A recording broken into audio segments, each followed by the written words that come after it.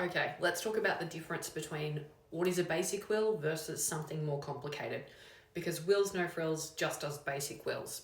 So in a basic will, it will have set out who the executors are and backup executors.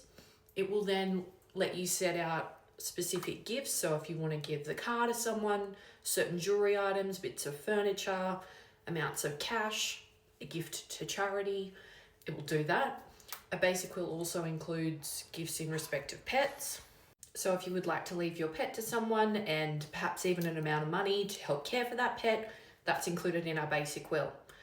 After you've given some specific gifts, if you want to do that, we then have a rest and residue clause, which means everything else divided between XYZ people or to a spouse first and then to children.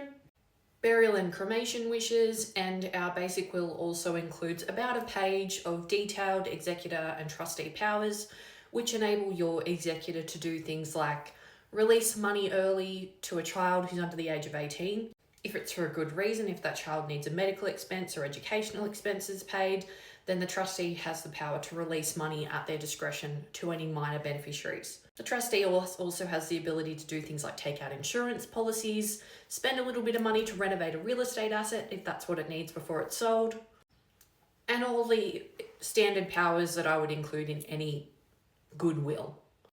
So that's basically what would be included in our basic will and most basic wills that solicitors offer. If you want something more than that, more complicated, then that might include if you want things like right of occupation, where you let someone stay in the house for their lifetime or for a certain period, and then upon their death, that asset house then goes to someone else. If you want to do subjective or conditional gifts, where you say, subject to John Smith doing this, then he gets that.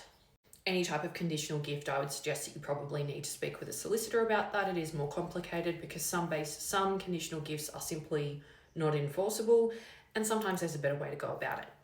If you want testamentary trusts, where instead of putting the asset in a beneficiary's name for them to do with what they want, the assets and cash go into a trust managed by a trustee, and you therefore have more control, asset protection over people's inheritance. All of that is more complicated. If you want a special disability trust where money is managed for a beneficiary who has disabilities, that's more complicated.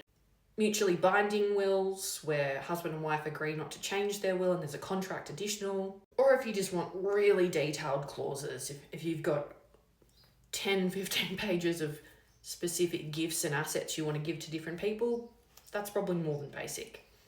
Although our Wills No Frills package